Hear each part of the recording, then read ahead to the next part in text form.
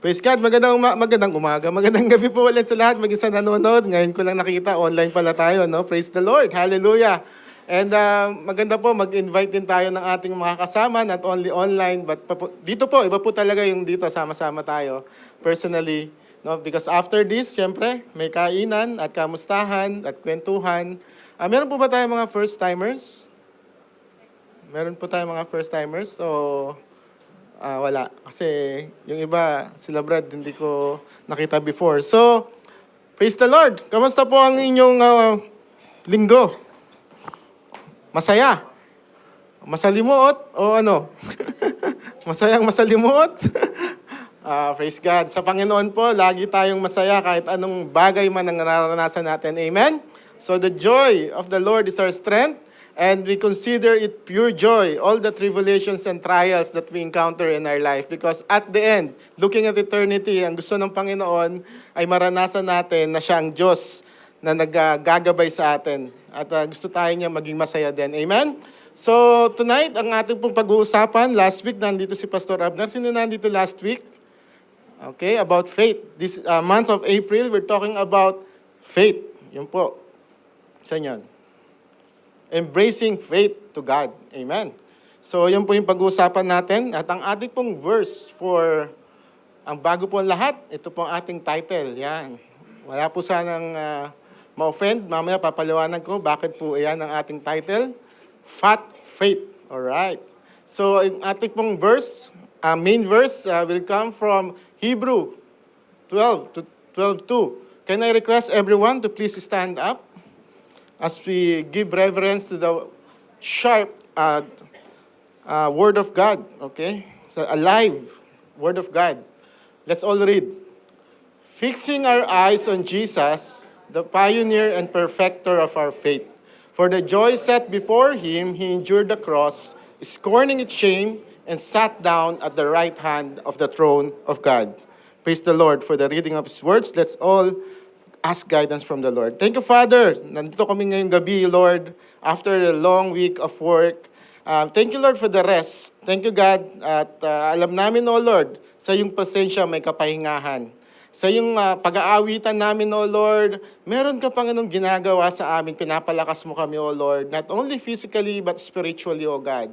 And most of all, as we talk about your words. As we meditate your words, O God, alam namin, Panginoon, mas lalo mo pa kaming papapalakasin, Panginoon, ang aming pananampalataya.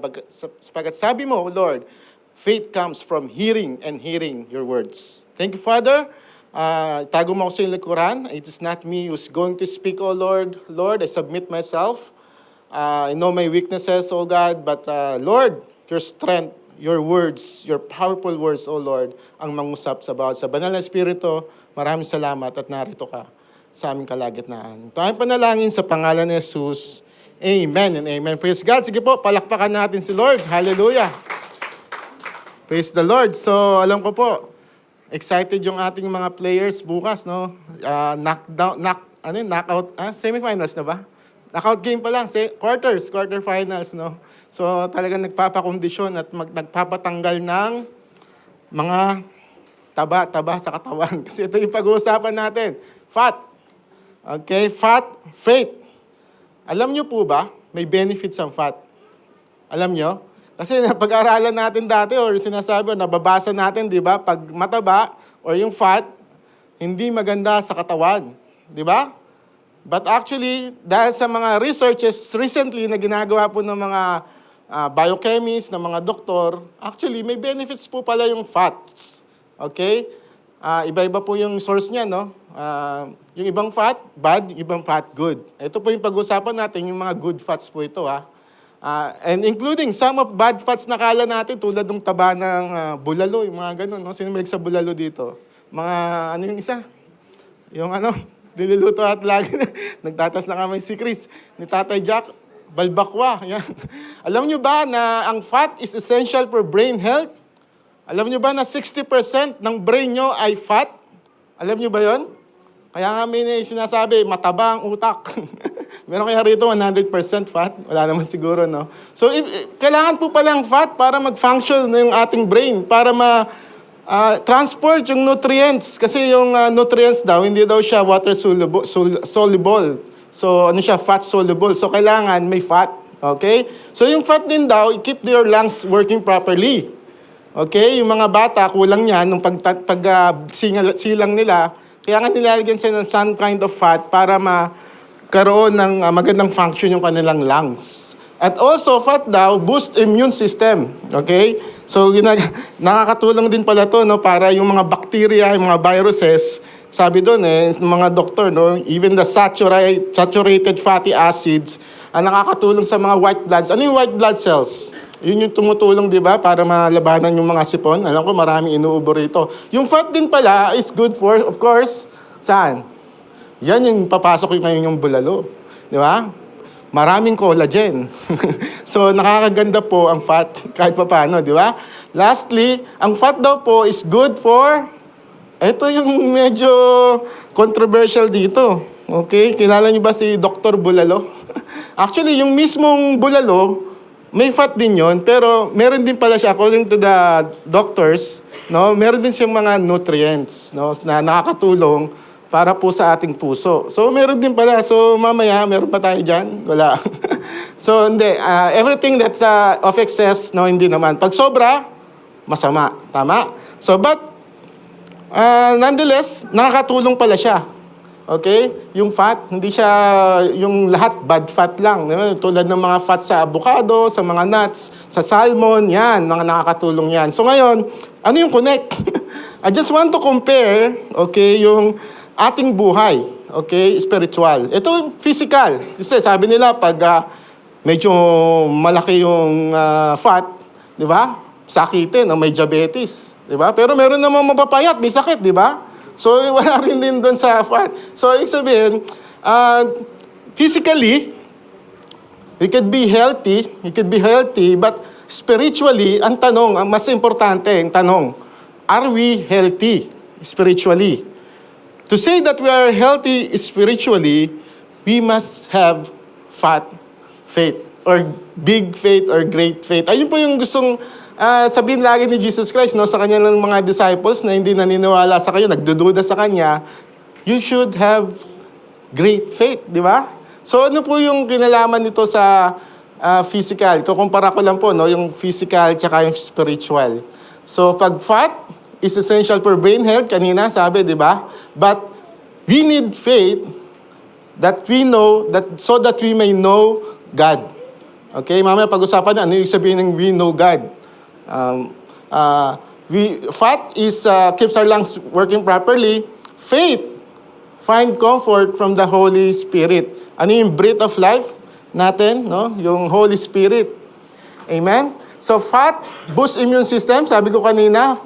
Now, spiritually, dapat, para maging hindi malnourished yung faith natin, okay? Sino dito ang gusto na malnourished, malusog katawan pero malnourished ang faith? Wala, di ba? Gusto natin malusog ang faith. Fat ang ating faith. Faith should be able to make us fight or resist, okay, any temptations. Amen? And fat daw is good to the skin. Okay? Faith naman, kailangan natin to protect us from outside influence. In this dark world and many influences around us, especially in this AI era. AI na ngayon, hindi lang internet. Fat is good for your heart. At ngayon, ayun po yung pinaka-importante ron. Yung faith natin, at the greatest of it, hindi yung faith mismo, kundi yung pag-ibig natin. At kaya tayo nagkakaroon ng pananampalataya. So ngayon, ang tanong mga kapatid, paano tayo magkakaroon ng great or fat faith? Paano kaya? Ayun yung pag-uusapan natin. I just want to tell you 3 things. It's an acrostic, fat. Okay? So tandaan po natin to. Unang-una, focus on God and not with your bad circumstances. Letter A, adore or worship God in all seasons, may karuktong pa yan, of life. And T, trust God even in your darkest moments. Okay, isa-isahin natin. Ready na po ba kayo? Sabihin sa katabi mo, ready na kayo? Hindi naman kayo fat, no? Healthy kayo? Healthy, hindi fat. na fat na so, fat in faith. Ayun po yung gusto nating mangyari. Okay? Of course, mag-exercise din tayo. Kaya nga tayo may basketball, di ba? So, focus on God, number one, and not with your bad circumstances. Ang sabi po sa ating kanina binasa, fixing your eyes on Jesus, di ba? But the problem nowadays is this. It's really hard to focus. Bakit po? Napakarami pong distraction sa paligid. Tama? Okay, tumingin ka lang sa cellphone. Pagising nyo ng umaga, sino dito yung kinukuha nila kaagad yung Bible nila sa umaga pa lang? Wow. Wala. Cellphone. Kinukuha agad cellphone nila pagising nila sa umaga. Wow, wala rin. So pagising nyo, diretso kayo sa banyo, naliligo kayo, gano'n. Ayaw nyo umamin, ha? Alright. So, distraction, maraming distraction. Sabi po dito sa research, according to Microsoft, the average human attention span is 12 seconds noong year 2000. And then after 18 years, ang nangyari, mas mababa na ang attention span natin kaysa sa goldfish. Ibig sabihin, ngayon, naka-attention kayo sa akin, after 8 seconds, magtitingin kayo sa cellphone nyo or mag-iisip kayo, ano yung kakainin ko after this? Ano kaya ang pwede kong gawin mamaya pagkatapos ng service? Ganon katindi ang change ng attention span ng tao nowadays. Mas mababa pa sa goldfish. So ano yung epekto nito sa atin? The average attention span at present is just 5 seconds long. 10 years ago, it was 12 minutes. This indicates that social media and technology have an effect sa ating lahat. 25% forget the names. Sino rito ang malalahanin or malakas sa memory? Okay, lahat tayo, mga minsan madali makalimot, di ba? Dahil nga yung attention span natin, yung memory natin, bumababa rin. 7% of people forget their own birthdays. Grabe naman to. Pati yung own birthday, nakakalimutan. Okay, yung mga nakakasunog, yung mga nagsasaing, di ba? Meron ba dyan? At in UK, ito po yung damage. So, ibig sabihin, yung attention span or focus natin ay nawawala because of the factors, different factors around us. Especially nowadays, we can hear a lot of noises. Ano po yun? Unang-una, yung mga masasamang balita. Okay? Minsan nga, hindi ka nagmamarites, naririnig mo lang mga nagmamarites, masamang balita, parang nasagap mo. Parang naging negative ka na rin, di ba? Tama ba? Sa internet lang, di ba? Yung mga nagbabardagulan sa internet. Mga balita, mga road rages, di ba? Napapanood natin. So, napakarami. At bukod pa doon, tulad ng mga bigla na lang susulpot na mga ads. Okay? Temu. Tapos mag-roroleta kayo. Tapos palaging panalo. So, bibili ka naman. Alright? So, lahat yun, mga distraction nyo, mga kapatid. And even in the work, in church, in everywhere, we get offended. Sa daan lang, di ba? Marami tayong mga offense na nangyayari sa buhay natin. And that may cause distraction sa ating buhay. Na nakakalimutan natin sometimes yung mga spiritual things like praying. Okay? So, nadadivert tayo dun sa lust natin or sa galit natin at nakakalimutan natin mag-pray at isik si Lord at mag-focus kay Jesus. Ayun po yung sinasabi dito ng Panginoon na we must fix our eyes on Jesus, not on the worldly things or even to ourselves. Minsan kasi, ang nangyayari din, kung hindi man external, yung mga nakakapag-out of focus sa atin, tayo mismo, pag tinitingnan natin yung sarili natin, parang, lagi akong malungkot. Ano ba tong buhay na to? Napakasalim. Ang hirap maging mahirap. Nagdadrama pa, di ba? O kaya, parang hindi ako magbago-bago. Tagal ko ng ganito, hindi pa rin ako magbago-bago. Minsan, as we look at ourselves, mas lalo tayo nadidepress. And what God wants us to do is to fix our eyes on Jesus and not on ourselves. Amen? So not even sa trabaho, sa politiko, or sa pastor, or sa leader, o kay mayor, lahat po sila, sigurado ako sa inyo, 100%. Sisiguraduhin ko sa inyo, papalya at papalya po. Miski po ako, miski po yung mga asawa nyo, kung kasama nyo, alam nyo po, lahat po tayo pumapalya. And if we focus on them, ang mangyayari, patuloy tayo na madadapa at patuloy tayo na mawawalan ng gana at pag-asa sometimes na lumapit sa Panginoon. Amen? So we focus on different things. But God wants us to focus on what? God wants us to focus on the goal. Ano po yung definition nyo ng success? Pwede kong tanungin? Ano po yung definition nyo ng success? Define success, okay? In your own terms, in your own definition. Palagay nyo po. Pwedeng may sumagot. Pang Miss Universe na sagot. Meron ba dyan? So, I just want to tell you, ang success po na gusto ng Panginoon is not to have a car or a house, to be famous, to have a good job or position, to have retirement plans, to have a lot of investment. No. Hindi po iyon. Okay? Ang gusto ng Panginoon ay tayo ay patuloy na lumaban sa buhay kasama siya. But sometimes, tayo pong lahat, ang karamihan sa atin, binabase natin ang ating pananampalataya, ang ating buhay sa ating mga nararamdaman, sa ating feelings lang. Okay? So, yun nga, malungkot ako ngayon. Hindi na ako magsisimba. Dito na lang ako sa loob ng kwarto ko. Yung mga ganun eh. At natamad ako mag-pray, hindi mo na mag-pray. Bukas na lang, tulog muna ako. Yung mga ganung bagay, no? Nagpo-focus tayo or nagdedepende sa ating feelings instead of what the Word of God says. Dahil yung po yan, hindi po dapat ganyan. Dapat po, we depend our faith on where? On facts, which is the Word of God. Okay? Ito po yung mga dapat nating panghawakan at gawin, yung mga promises ng Panginoon sa atin. Not only the promises of God, but the commandments of God. No? Dun sa last week, ayun yung revelation sa akin ng Panginoon. Sometimes gusto lang natin yung mga promises. Maganda, Lord, thank you, Lord. I have a good future.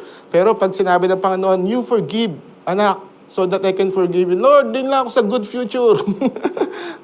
No, we must hold on the facts, the Word of God. Okay? At yun na ating gagawin. Amen? Ito po yung goal natin dapat. That we must, at the end of the day, or at the end of our lives, we can say, that I have kept the faith. Na ako'y nagpatuloy sa pananampalataya. Ito po yun. Ito po dapat ang ating goal. Hindi po lamang, of course, it is not bad, okay, na magkaroon nitong mga bagay na to, mga material things na to. But ang mas importante ay makita natin ang Panginoon at sasabihin niya, good and faithful servant. Because you have kept the faith. Ito po yun. I have fought the fight.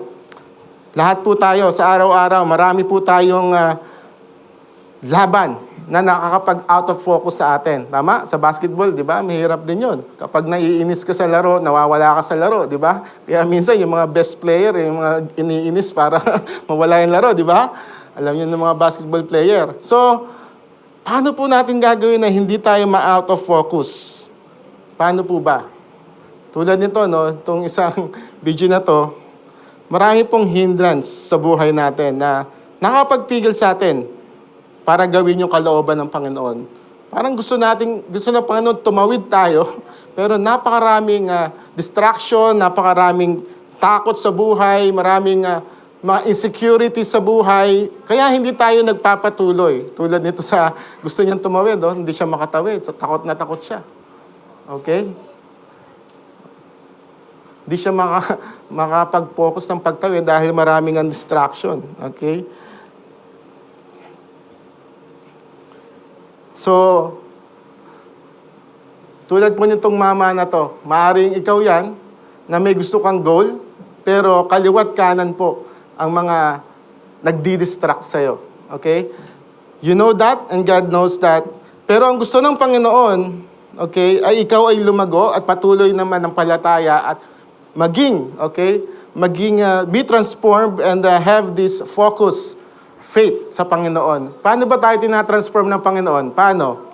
Tinatransform tayo ng Panginoon sa pamagitan ng Kanyang salita at ng banal na Espiritu na patuloy na nangungusap sa atin. As we pray, as kanina, nag-worship tayo, okay? And people. Ito po yun, para tayo ma-sanctify, okay, gagamitin niya yung mga tao sa paligid mo. At karamihan, yung mga tao na hindi kaibig-ibig, okay? Sa trabaho, sa pamilya, sa paligid natin.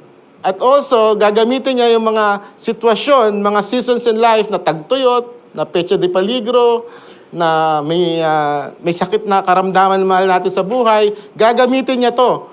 At maaari, matatapos agad yung mga pagsubok na yon or yung mga tao na yon, maaaring mawawala, maaaring matagal, hindi kasama mo pa rin.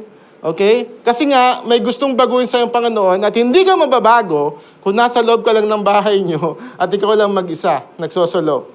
Kailangan mong maranasan ang lahat ng ito para ikaw ay matransform toward Christ-likeness. Ito po yung sinasabi natin na kailangan nakafocus tayo dito sa goal nito. Okay? Na tayo'y matransform and to be transformed towards Christ-likeness. At meron pong isang character sa Bible na nakaranas nito. Kilala niyo po to, di ba?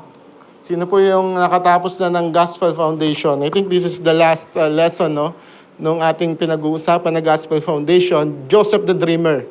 Ano po yung naging buhay niya? Napaka-masalimuot po, di ba?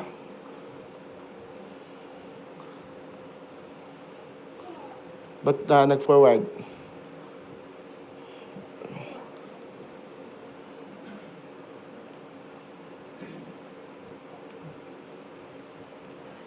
Ayan po.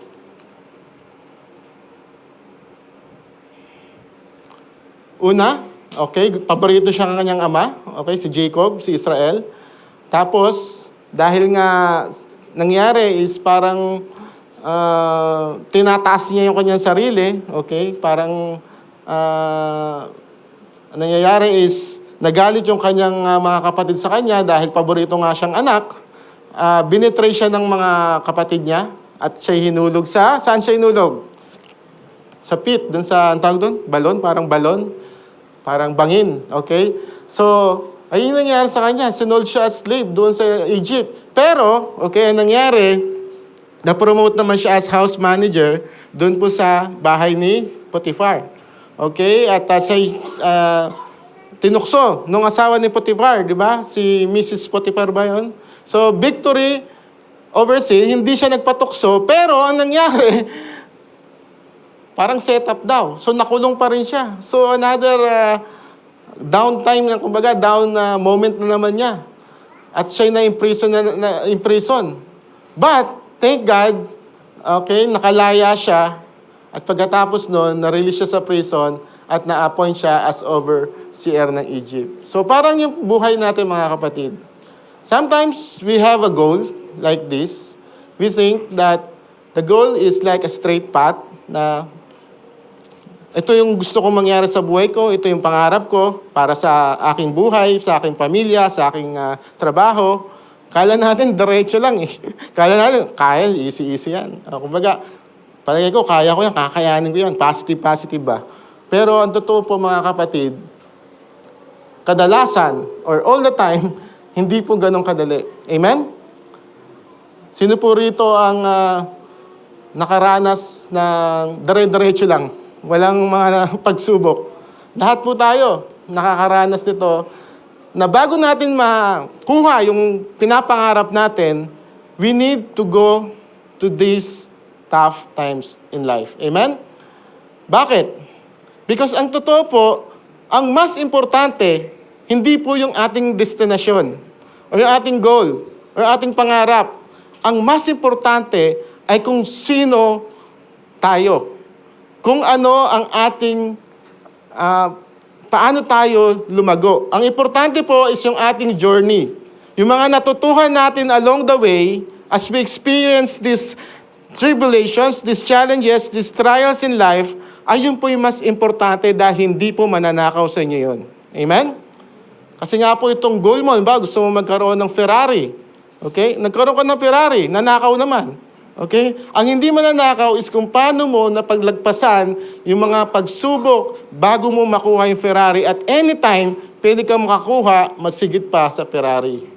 So it is about you, the journey, that is more important than the destination, mga kapatid. That's why we need to focus.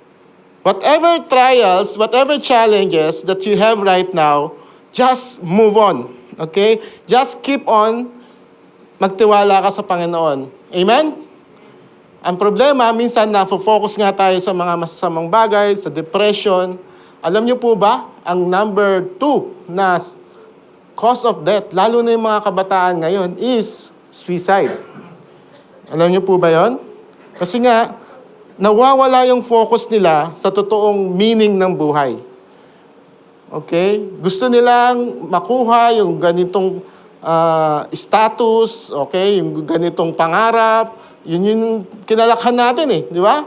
Sabi ng ating mga magulang, mag-aral ka, nang magkatrabaho ka, magkaroon ka ng magandang pamilya, magkaroon ka ng asawa, okay? Magkaroon ka ng mga anak, at umunlad ang yung buhay. But sometimes, pag hindi nakukuha yun, lalo na po yung mga kabataan, no, sabi dito, nadidepress ang mga bata, nadidepress ang mga tao. So, what they do? They give up. Yung depression na yon, nagiging desperation, at the end, they are taking their lives. So, I believe, no, wala pong, I believe wala po sa atin, no, na makarating sa gatong point. And it is true, and we don't invalidate this because I myself, no, experienced this in my life, okay, na parang nawala na ng pag-asa, na-depressed, na-down. But, lo and behold, makikita mo yung kabutihan ng Panginoon. Nakatayo ka pa rin hanggang ngayon dahil sa biyaya niya lang. Amen? Dahil sa biyaya ng Panginoon na paglagpasan natin lahat ng mga pagsubok na yon. Dahil dinadivert ng Panginoon yung ating kahinaan, okay, tinutulungan na tayo na mag-focus sa Kanya. Ay yung mga kalungkutan, sometimes isinisisi natin sa mga external factors. Like for example, dahil kay Mayor, kaya nangyayari sa akin, dahil sa nanay at tatay ko, kaya ako ganito. Dahil sa asawa ko, kaya ako ganito. Dahil kay pastor, kaya ako ganito. Sinisisi natin sa external factors yung mga galit, kalungkutan sa buhay. But the truth is, sabi dito ni C.S. Lewis, tungkol sa mga daga na nandun sa attic, okay? Nung kanyang ginulat, nagsialisan, di ba? Pero kung hindi mo ginulat yon at pasimple ka na pumasok sa kwarto, ito yung sinabi niya, in the same way, the suddenness of the provocation does not make me an ill-tempered man. It only shows me that what an ill-tempered man I am. The rats, the galit, the poot, the kalungkutan is always there. The rats in our hearts is always there. Hindi po dahil sa external factor, hindi dahil may pumasok sa kwarto. Kaya nagpulas na wala yung mga daga. Dahil may daga talaga, hindi po dahil sa mga external factors. But if you go shouting noisily, they will have taken cover before you switch on the light. Ayun po yung sinasabi rito mga kapatid. We must be aware, ano po yung mga daga sa ating puso. Amen? So we must not be focused on them. We must be focused on how to do the will of God, kung paano po yung mga daga na yon ay mawala sa ating mga buhay. Amen? We must be focused on that. Ang problema, sabi nga rito, no, lagi na in-example to, binababad natin sarili natin sa mga negative things. May tinatawag po na negativity bias, no, na mas gusto nating makinig, kaya nga po mas maraming viral videos na mga negative, mas marami silang views, mas marami silang kita. Kasi meron tayo noon sa psychology na tinatawag na negativity bias.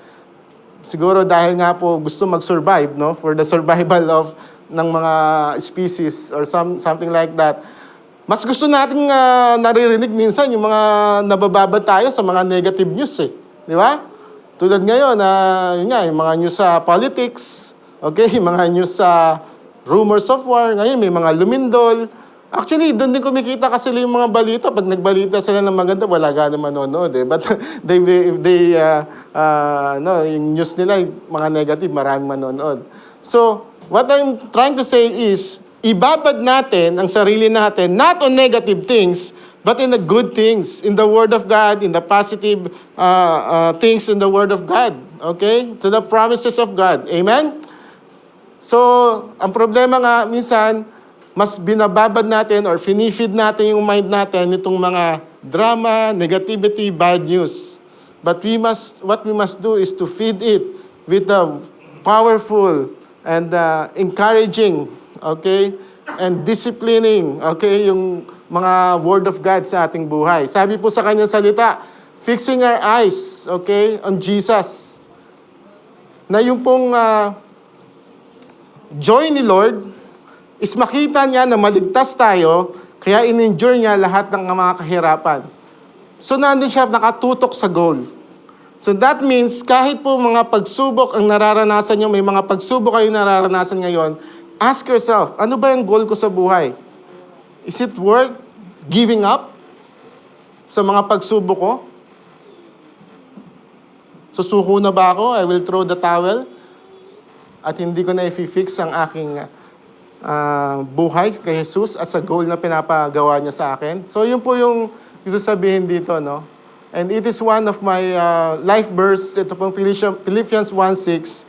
Lahat po tayo, as we knew God, we accepted God as Lord and Savior, meron pong sinimulan ng Panginoon sa atin. Amen? At yung sinimulan niya, kala natin, iniwan niya na tayo after that. No, hindi niya tayo iniwan.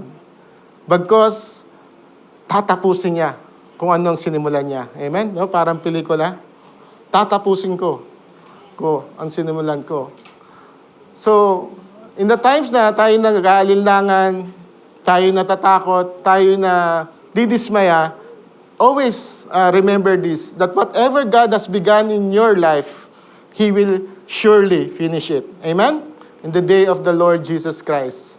Number 2, ang nangyayari kapag tayo nakafocus sa mga negative things, this is one of the weapon that we can use. And this is worshiping or adoring God. Amen? So, ang tanong ko nga sa akin noon, sa aking buhay, ano bang dapat mauna? Magpuri muna ako bago mawala yung lungkot ko? Or, pag malungkot lang ako, tsaka ako magpupuri? Sometimes kasi napakahirap magpuri talaga pag malungkot ka, di ba? But the truth is, when you start to open your mouth and praise the Lord, even it doesn't feel praising God, ang mangyayari po, ito po ang mangyayari. Only in the act of praise and worship can a person learn to believe in the goodness and greatness of God. Makikita po natin kung gaano siya kabuti sa atin. Nandun po magkakaroon tayo ng heart of gratitude. Hindi tayo magpo-focus dun sa mga masasamang nangyari, bagkus magpo-focus tayo dun sa mga magandang meron tayo ngayon. Okay? So sometimes we think, ba yung trabaho ko? Hanggang ngayon, hindi tumataas yung sahod. Di ba? May mga ganon. Pero just think of it. Come to think of it. Yung iba po, wala pong trabaho at naghahanap ng trabaho ngayon. At kayo po may trabaho. It is enough reason to be thankful of. Amen? So, ibig sabihin po, we must start to give thanks to the Lord and worship the Lord. Yun nga po, minsan pag nararamdaman natin na tayo'y malungkot, na tayo'y nadidismaya, na tayo'y may mga, parang may mabigat sa buhay natin. Okay? Sometimes, the reason is, and most of the time, the reason is, we are focusing on ourselves. Sa sarili tayo lagi. Dapat ako masunod. Dapat I deserve this, I deserve this, I deserve this. Dapat gawin nila sa akin to. Dapat ganito ang treatment nila sa akin. Dapat ibigay nila yung mga benefits ko. But it makes you more lonelier and sad. Ang dapat natin gawin, isipin natin, Lord, I will give praise to you.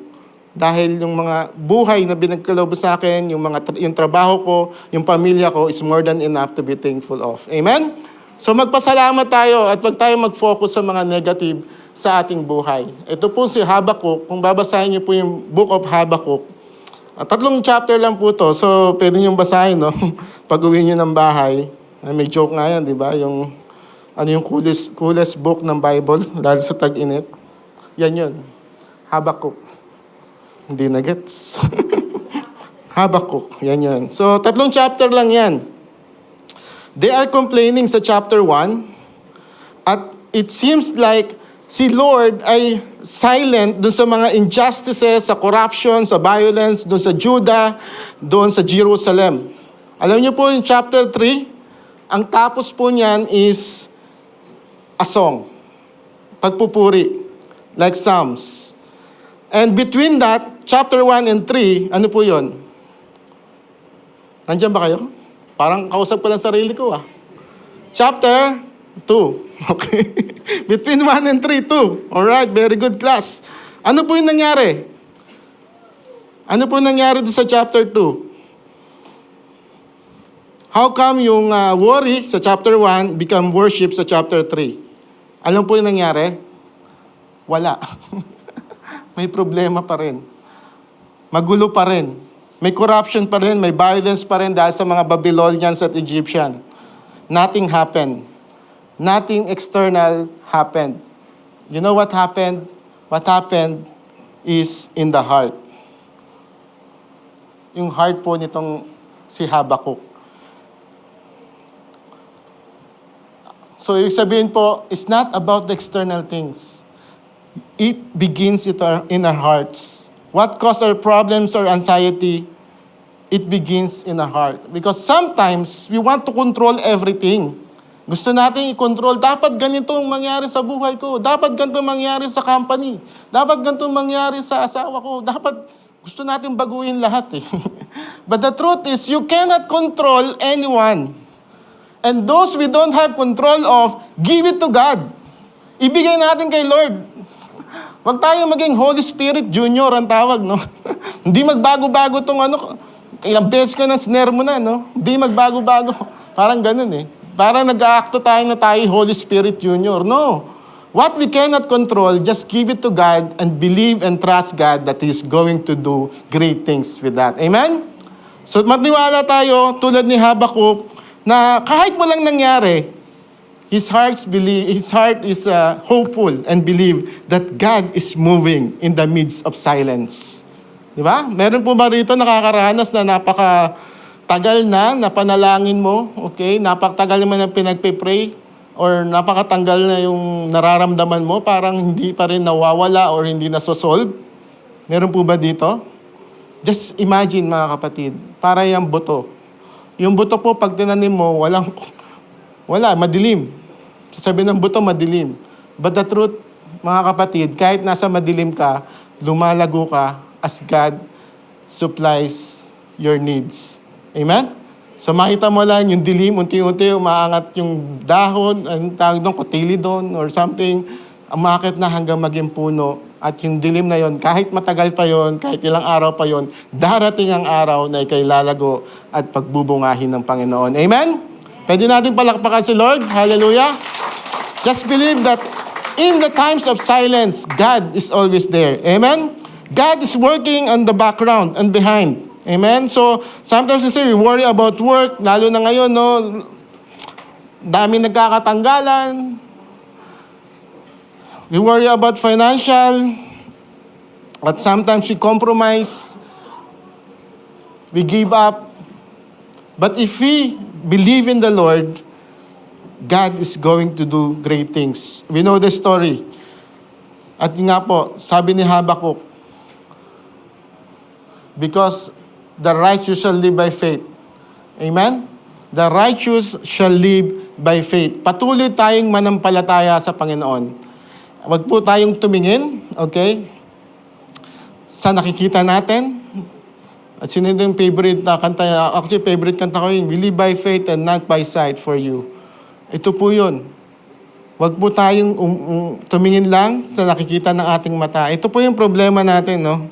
Sometimes, as we live on our own feelings, our own sight, parang mas matalino pa tayo sa Panginoon. Parang yung gusto mong masunod ay ikaw dahil may sarili kang diskarte at hindi ka na nagtitiwala sa Panginoon. Ang sabi ng Panginoon, kapag tayo may nararanasang pagsubok or worry sa buhay, just worship Him. He shall turn your worry into worship. Amen? Just the greatest test of faith is when you don't get what you want, na pinapanalangin mo, but still, you are able to say, thank you, Lord. Amen? Sino po ang ganito sa buhay? Na kahit hindi binigay ng Panginoon yung panalangin mo, still, Lord, you know better. You know better. I still thank you because you are with me. Being with me is more than enough than I get the prayer that I'm asking for. Mas importante po ang ating Panginoon. Amen?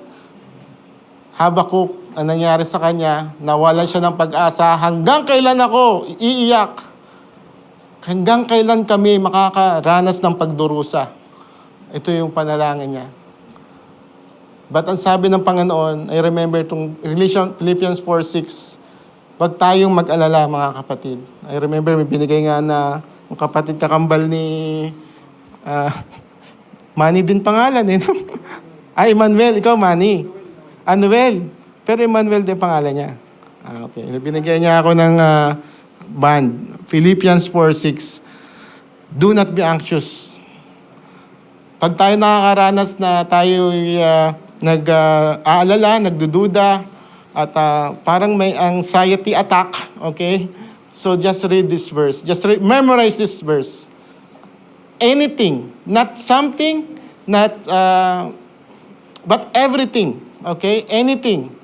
At tayo, na may pagpapasalamat, tayo po'y bibigyan ng Panginoon. I-cast lang natin lahat ng ating anxiety sa Kanya at patuloy tayong magpuri ng may pagpapasalamat. I will assure you, mga kapatid, I will assure you, the Word of God is true. And He will turn your worry into worship. Amen? Hallelujah. Isaiah, dahil nga po, hindi po ang ating sariling karunungan ang masusunod. My ways, hindi po yon ang mas higher yung ways ng Panginoon. Kasing taas ng heaven sa earth, hindi po natin maaarok. Yung paraan mo, iba sa paraan ng Panginoon. Maaaring hindi mo nakikita kung paano niya ginagawa, but He is doing something for sure. Just keep on holding on to Him and focusing and trusting Him. Yun po yung ating susunod at last na point, which is trust in the Lord, even in the darkest moment. Ito po yung favorite verse po ng karamihan, di ba? Trust in the Lord with all your heart and lean not on your own understanding. In all your ways acknowledge Him and He will make straight paths. Faith and belief is different po, mga kapatid. Maris na sa mo, naniniwala ka, pero wala kang pananampalataya or trust. Ano yung pagkakaiba? Sino po sa inyo nakakilala kay Michael Jordan? Na-meet nyo na ba si Michael Jordan? May kilala ka bang close sa kanya, kay Michael Jordan? Alam ko po, lahat kayo kilala nyo si Michael Jordan, pero you don't expect him to know you, okay? Hindi ka kilala ni Michael Jordan. The same way, people know Jesus, and even devil knows Jesus, no? Nanginginig pa. And even the Bible. But they don't really experience Jesus, okay? The devil doesn't experience Jesus. Sometimes, ito po yung nangyayari, kilala ng iba si Jesus, but they don't experience Jesus because they don't have relationship. It's all head knowledge. So, different po yung belief sa trusting or having faith. Amen? So yung pagkakaiba nun, we should have complete trust. Alam niyo po, sometimes mas nagtitiwala pa tayo dun sa mga nagtitinda dun sa Lulu tsaka sa Carrefour Di ba? Yung nagtitimbang, tama kaya yung price na nilalagay nila. Galing na, no? Mataas yung memory ng mga yun. No? Kaysa kay Lord minsan, mas nagtitiwala pa tayo sa kanila Di ba? Di natin alam, baka dinadagdagan nila yung timbang, yung presyo No? We must trust the Lord with all our hearts. Amen? Because you know why? Dahil siya po ang may hawak ng lahat. He is a sovereign God. Ano yung sabihin ng sovereign God? Okay? It means He is God. He is not just creator. He is the controller and the sustainer. Okay? Ng lahat ng bagay sa mundo. Mas higit pa siya sa lahat ng presidente, lahat ng prime minister, lahat ng CEO, Lahat ng mataas na tao na kilala nyo, pinakamayaman, bilyonaryo, mas higit pa yung Diyos na sinasamba nyo at Diyos na meron kayong relationship. That's why, dapat ba kayong matakot? Hindi. Dahil ang Panginoon na may-ari ng lahat ay yung sinasamba. He does all that He pleases.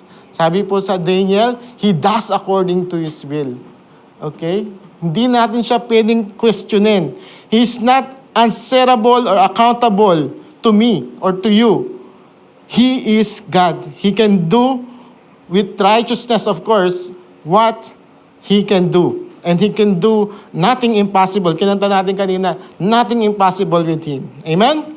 So walang imposible sa Panginoon. Kaya niyang gawin lahat. He will display at the proper time kung ano man yung plano niya sa inyo. Meron po ba kayong matagal na pinapanalangin? Meron po ba kayong matagal na iniiyak sa Panginoon hanggang ngayon, Lord, kailan niyo ba talaga ibibigay ito? Kailan niyo sasagutin ito? Anong sagot ng Panginoon? In the proper time. Ang problema, gusto natin yung ating sariling timeline. Mas matalino pa tayo kay Lord sometimes. Ayun ang nakakalungkot. Because hindi rin natin sometimes kasi ang hirap maghintay eh. Di ba? Ang hirap. Ayaw natin naghihintay, di ba? Sa linya. Ayaw natin yan eh. Di ba? Sino dito yung mahilig maghintay sa linya? Sino may inipin? Alam ko marami sa inyo mainipin. Pasensya. But really, sa Panginoon, walang late, walang advance. Laging in the proper time. Amen?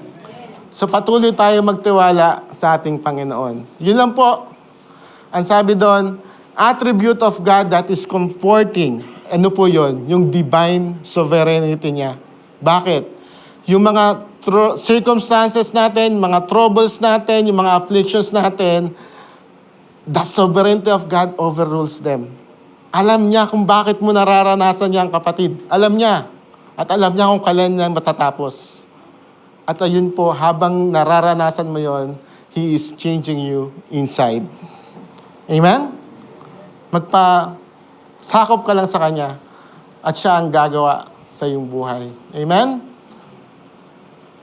And sometimes, tulad nung kay Joseph, may mga sasamang bagay na nangyayari sa atin, okay? May mga tao na inaaway tayo or something, di ba? Nararanasan nyo, di ba? May mga sitwasyon na hindi unfair, with injustice na nangyari sa atin. But you know what God can do? He can turn the evil into good. Amen? Tulad kay Joseph, tinapon siya, kinulong siya, but sa the end of the day, ginawa siya at inangat siya ng Panginoon. Amen? So just like you mga kapatid, just continue to believe in Him. You who love God, you who are called to His purpose, all things, bad and good, will work together for good. Amen? Patuloy tayong magtiwala sa Kanyang salita. At patuloy tayo na magkaroon ng deeper at intimate relationship sa ating Panginoon. The more you trust God, the more He amazes you. Makikita mo na lang, Lord, grabe yun ah. Hindi ko nakita yun, nakaya mo palang gawin yun. Pinalangin ko lang nung nakaraan. Nasagot mo na, kahit matagal, at least. No? Yung timing talaga nyo, napaka-perfect. So yun po yung mga amazing things na kayang gawin ng Panginoon as we trust in Him. Just fix your eyes on Jesus. Just like how Jesus set His eyes doon sa cross. He endured it. He scorned the shame. Alam niyo po, ang nakikita ko po doon sa cross, ang masakit doon actually, because maski sa atin, no? Hindi lang masakit yung bugbugin ka o sampalin ka eh. Ang masakit yung papahiya ka, di ba? Masama, gusto pa nga na bugbugin ka kaysa ipahiya ka sa maraming tao, di ba? Si Lord, in-endure niya yun. Yung kahihiyan, in-endure niya to. Bakit? Kasi nakafocus siya sa gusto niyang mangyari. Ang gusto niya mangyari ay makasama ka niya sa habang buhay, sa eternal life, sa langit. Ayun ang gusto niya. Amen? As He fixes His eyes, we must fix our eyes also to the Lord so that we'll have this fat faith. Focus on God, adore God, and trust God. Amen? Conclusion po, mga kapatid, as conclusion, I just want to compare yung malnourished faith tsaka yung fat faith. Malnourished faith is stifled by fear, while fat faith is amplified by boldness through Christ Jesus. Amen? Tayo po'y magiging confident na anumang nangyari sa ating buhay, kasama niya tayo. Amen? Kasama natin siya. Amen? At malnourished, nawala. Yun lang, na malnourished ang ating PowerPoint. Bro, parang na-double click ata siya. Papunta na lang Shift F5 sa ano. Shift F5 din sa last.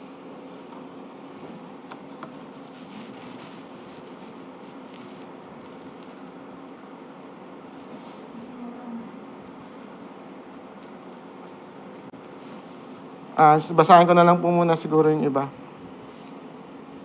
Malnourished faith focuses on material world, in secular world, in worldly goals, but fat faith focuses on spiritual goals or spiritual world. Malnourished faith makes decision based on what's possible in human, while fat faith makes decision based on what's possible with God. Kung tingin natin imposible sa atin, ang Panginoon kaya niyang gawin kahit imposible. Amen? A reflection po, bago tayo matulog mamaya, just reflect on this. Do I often feed my faith or feed my fear? Kung saan tayo nakababad, kung ano yung finifeed natin, yun po ang ating magiging tayo. What are the things I intentionally do to make my faith fat or increasing? And lastly, where do I really put my trust? Knowingly and unknowingly. Minsan, unknowingly, doon pala natin pinuput yung trust natin sa ating sarili or sa paraan at kaisipan ng ating Panginoon. Praise the Lord for His words. Tayo pong lahat ay manalangin. Hallelujah. Thank you, God, for tonight. Thank you, Lord, that you reminded us to focus on you, O Lord, to worship you, O God, and thank you, O Lord, in all things. Even in tough situations and even in the situation that sometimes we are losing hope, O God, to trust you in all things, O God. Not only believe, but to trust you, O God. Sometimes it's difficult, Lord, to do that.